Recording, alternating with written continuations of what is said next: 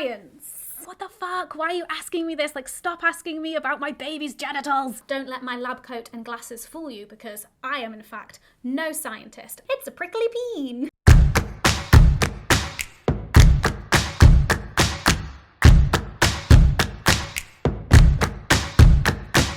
Hey everybody, welcome back to another episode of the Hormone Diaries. So at the time of filming this, I am currently 28 weeks pregnant, and at the time you are seeing this, I will be 30 weeks pregnant. 3-0. Oh my goodness.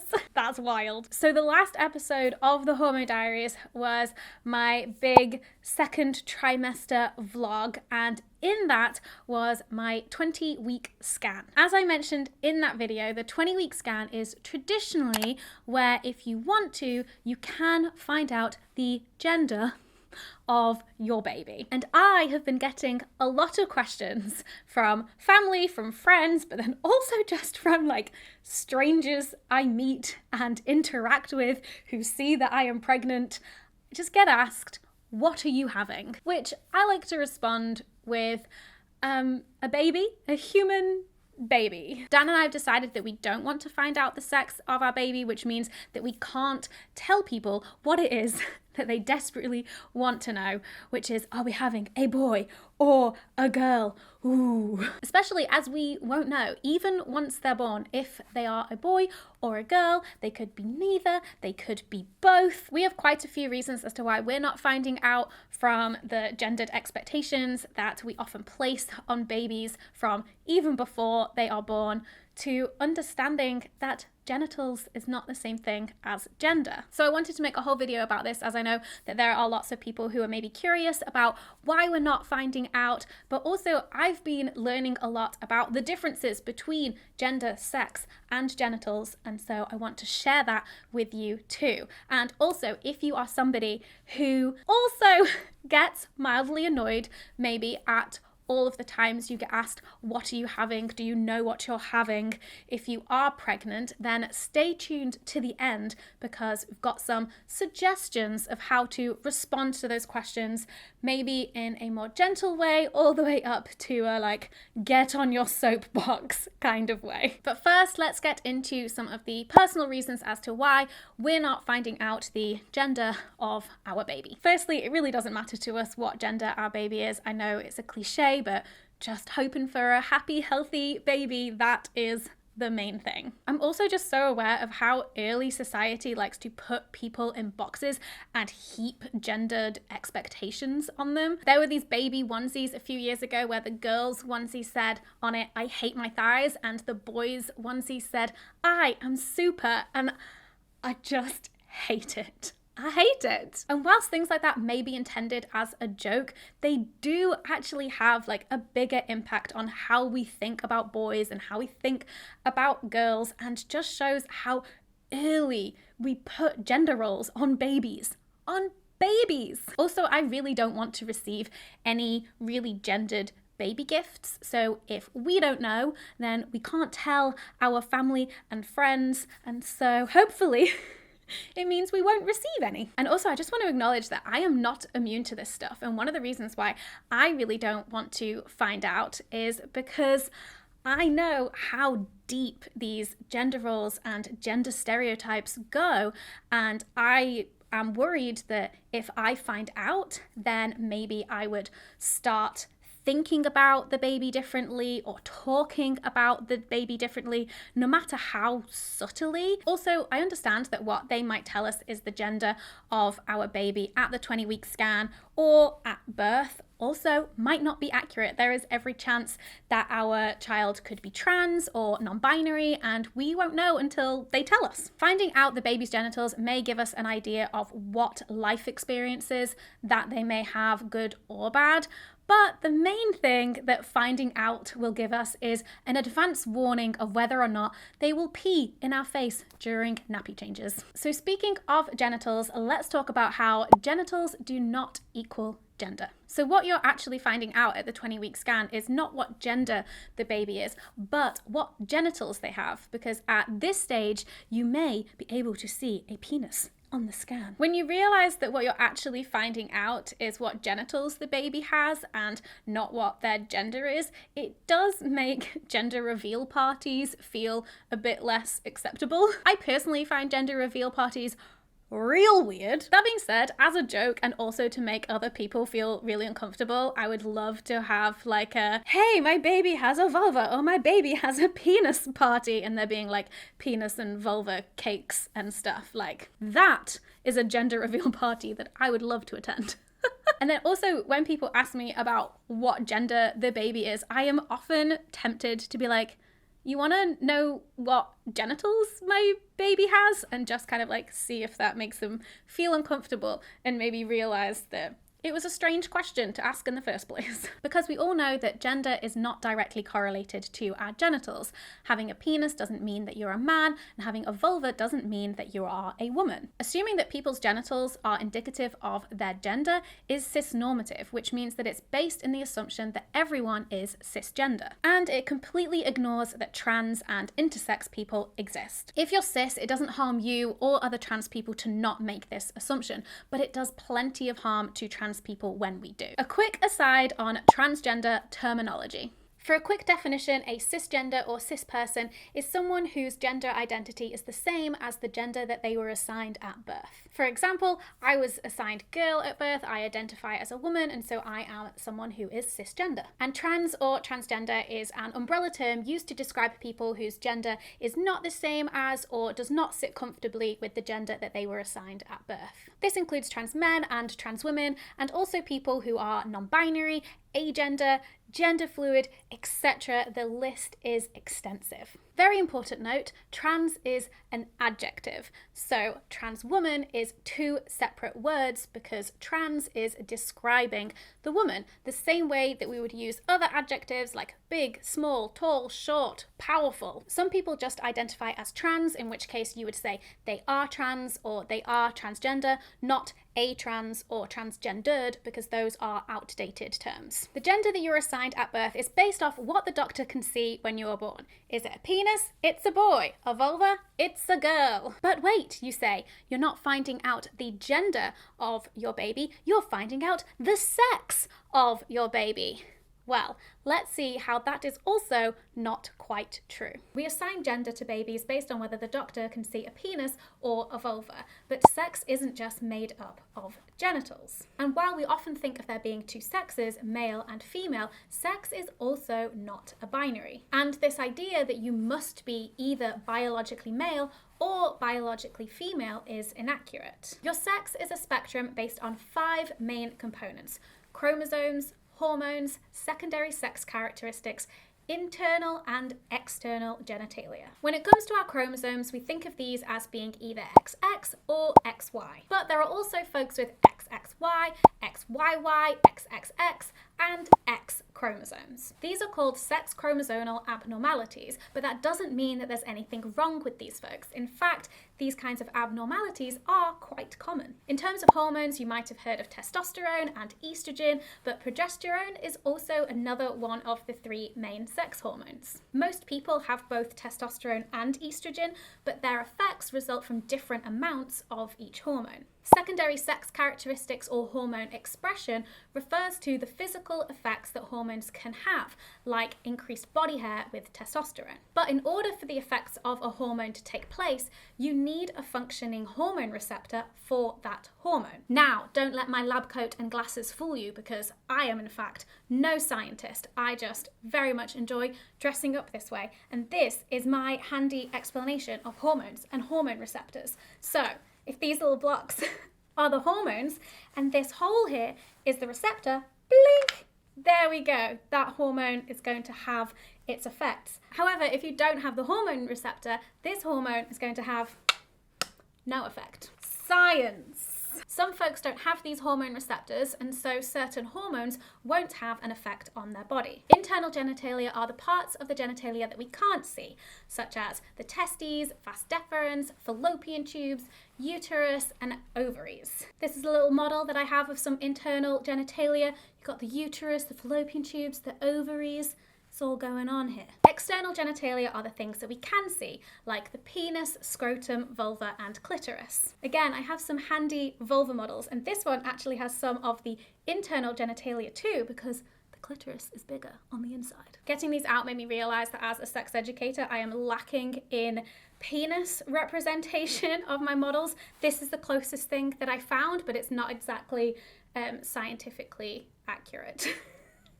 It's a prickly peen. The external genitalia is what your gender assigned at birth is based on, as this is what is visible when a baby is born. What all of this means, though, is that people don't actually know their biological sex. Lots of people won't know their hormones, receptors, or internal genitalia until they hit puberty, when they might notice something like not starting their period when they think that they should. And some people may not find out until later down the line if they're trying to conceive. And most people never find out their chromosomes at all. Some notes on intersex folks. Sex exists on a spectrum, so it's possible for some of these components to not match up. Intersex is the term used to describe a person whose biological attributes do not fit in with societal assumptions about what constitutes male or female. And intersex people's genders can be men, women, trans, non-binary, agender, or any other gender. A Human Rights Watch report says that about 1.7% of people are born intersex, which is roughly the same amount of people who are born as twins or who have red hair. Intersex anatomy isn't always discovered at birth. Some intersex people don't find out that they're intersex until puberty or adulthood, and some may never find out that they're intersex. However, historically, it's been common for intersex people to not be told that they're intersex and to only later find out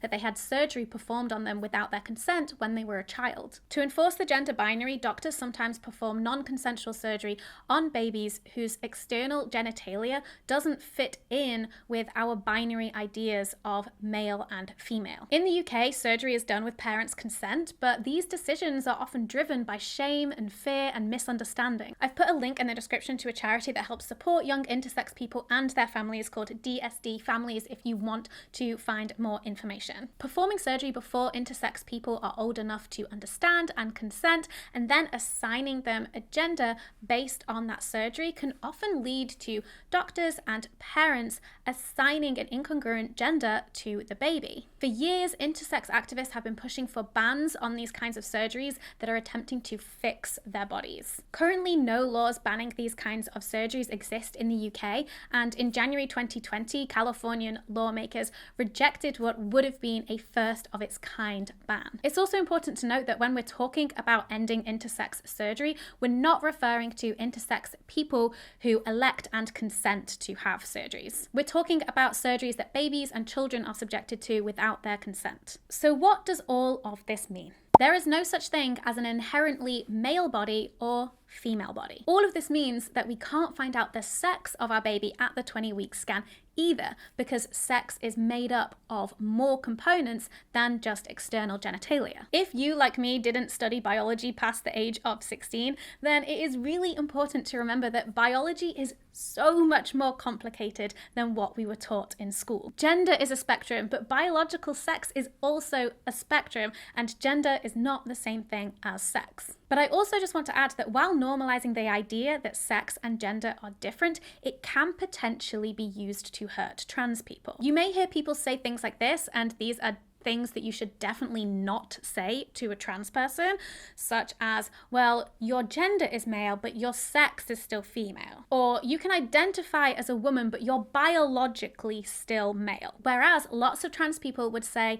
that their sex does match up with their gender, because if they're a woman, their body is inherently female, and if they are a man, then their body is inherently male. And I also just want to be honest that this is stuff that I'm still learning and trying to incorporate into my language. There's no such thing as a male body or a female body or male genitalia or female genitalia, because, for example, a non-binary person doesn't have a male body even if they have a penis. They have a non-binary body. It's not inclusive to refer to the vulva, the vagina, vagina, the uterus, as female genitalia or the female reproductive system. It's much more accurate just to name the parts. I also think it's great that we're normalizing and getting better at using terminology like pregnant people instead of pregnant women. Not only is that inclusive of trans people who get pregnant, but also it acknowledges that not all women want to get pregnant and have kids. So now we understand why asking, "What are you having?" can't be answered with anything accurate other than a baby, no, or telling the person your baby's genitals. So what do you say when you do get asked that question? Because it's still gonna come up a lot. When I think about when people ask that question, I'm thinking, what information are they actually going to gain from an answer to this? Why are they asking? What assumptions are they maybe making? And while it can feel like an innocent enough question, the fact that it's being asked implies that this knowledge will change something, whether that's how they treat the child or how they think about the child, or it just implies that the baby's gender, or in fact their genitals, is the most important thing about them. And also a lot of us are just following these really ingrained cis-normative social scripts about what we should be saying. And I've fallen into this trap too of like when I found out that somebody is pregnant, I go on autopilot of like, oh, okay, right, what am I supposed to ask in this situation? Okay, that's my cue. How far along are you? What are you having? Like, those are the questions. And then afterwards, I'm like, why did I ask that? Like, I could have come up with something different. I didn't have to blindly follow these social scripts. It's also a question that we often ask before we ask how the pregnant person is doing. And while pregnancy can be this magical, wonderful time, it's also really bloody hard sometimes. And I just want people to ask about me. Ask how I'm doing. So I personally think that we do need to get better as a society about the kinds of social scripts and questions that we have around pregnancy. Overthrowing cis-normativity. Obviously, if you've asked me what the sex or gender of my baby is, I am not saying that you are a terrible person at all. Cis-normativity and these really binary ways of thinking about sex and gender are so built into our society and our culture that even people with the best intentions can perpetuate it and inadvertently cause harm without realizing. After all, we are all cogs in the white supremacist, capitalist, cis, hetero, patriarchal systems. That said, we can still examine the ways our language reinforce these harmful structures. It is super normalized to ask, do you know what you're having? And so when it comes to educating people about why this isn't a great question to ask, it can be important to meet people where they're at. And it's especially important for cis people to do this and to do the labor of educating other cis people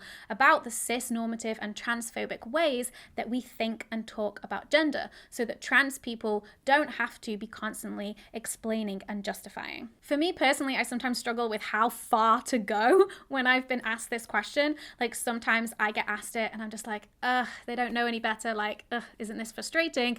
And then other times I just want to be screaming like, what the fuck? Why are you asking me this? Like, stop asking me about my baby's genitals. But if you're stuck for how to answer these questions and start these conversations, then here are some suggestions for you, from gentle nudge to full-on soapbox. How to respond to the "do you know what you're having?" question. Gentle nudge. It doesn't matter to us what gender they are, we're just hoping for a happy and healthy baby, and we don't want people to treat our baby any differently depending on if they're a boy or a girl, and as you know, they might be neither. Keep it light and invite people into having the knowledge by framing it as you know. You're saying this as if it's a shared fact, whether or not the person you're talking to knows it. Going deeper. We don't know, but all we could know at the moment anyway is the genitals of the baby, which is not the same as knowing the gender. All it tells us really is if we're going to have pee in our face when trying to change a nappy. You could make a joke here, but also explain that genitals does not equal gender, and that you don't want people to be treating your baby differently whether they are assigned male or female at birth, which, after all, is the whole aim of feminism, right? More forceful thoughts. Hey, actually, I'd rather you ask how I'm doing than talk about the baby's genitals. Sex isn't the same as gender after all, and it makes me feel kind of weird that people ask about whether or not my baby has a penis, as if that would change how they would think about or treat them. Again, here you're assuming shared knowledge, which is a lot more helpful than shaming people with statements like, don't you know XYZ, when it comes to educating friends and family. Full on soapbox. What you're asking is actually really harmful and perpetuates the assumption that everyone is cisgender. We're aware that our child may be trans or non-binary, and we want to raise them in a way where they feel comfortable to explore their gender and what that means for them. I'm not recommending literally getting on a soapbox, although I have been tempted to go full on into PowerPoint presentation mode about the differences between genitals, sex, and gender, although I guess that's what this video is, isn't it? So there you have it. Those are some of the reasons why we're not finding out the gender or sex or even genitals of our baby. Partly because it doesn't matter to us and it won't change how we treat them, but also because we won't know their gender until they tell us. Also, it's totally okay if some of the information in this video is new to you. We're all taught very binary and cis-normative ideas of gender, and it can take time to unlearn them. If you want to learn more, I've left some resources in the description which I would highly recommend you checking out. It's really important that we do work to tackle cis-normative ways of thinking and be more trans-inclusive in our approach to gender, though this is definitely something that I am still learning as a cis person. Thanks for watching. I hope that you enjoyed this episode of the Hormone Diaries, and a special thanks to my Patreon supporters who make these videos possible. I hope that you are well, and I will see you in my next video. Bye!